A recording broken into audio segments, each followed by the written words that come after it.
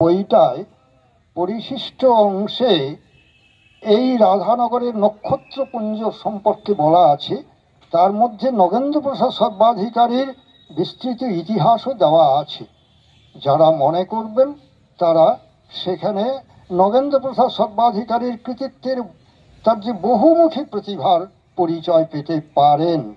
তো সেদিকে আমি যাচ্ছি না, শুধু একটু বলে রাখি যে এই বইটা এই আনন্দময়ী স্পোর্টিং ক্লাবের একটা কপি আমি দিয়ে গেলাম এই কারণে যে এই ক্লাবের সদস্যরাও যেন নগেন্দ্রপ্রসাদ সর্বাধিকারী সম্পর্কে একটু বিস্তারিতভাবে জানতে পারেন।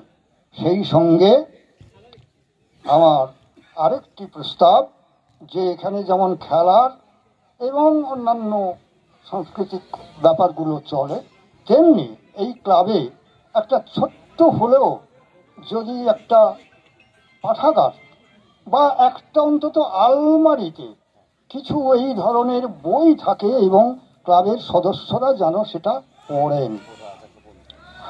আর শেষে বলি, এই যে মর্মর মূর্তি তৈরি হয়ে এলো, এর পেছনে একজনের কর্মনিষ্ঠার কথা না বললে ঠিক সমাপ্ত হবে না কাহিনীটা। সেটি হচ্ছে আমার যেটুকুন কর্তব্য সেটা তো আমি করেছি, যেটা চেয়েছিলেন ক্লাবের সদস্যরা, আর্থিক অনুদান, সেটা নিয়ে কথা নয়। কিন্তু এর পেছনে এই রাধানগরেরই একজন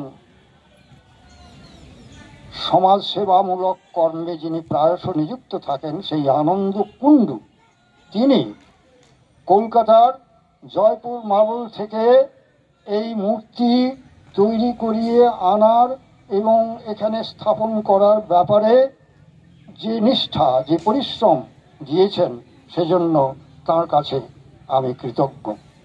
আর এই রাধানগর স্পোর্টিং ক্লাবের সকল সদস্যদের কাছে আমি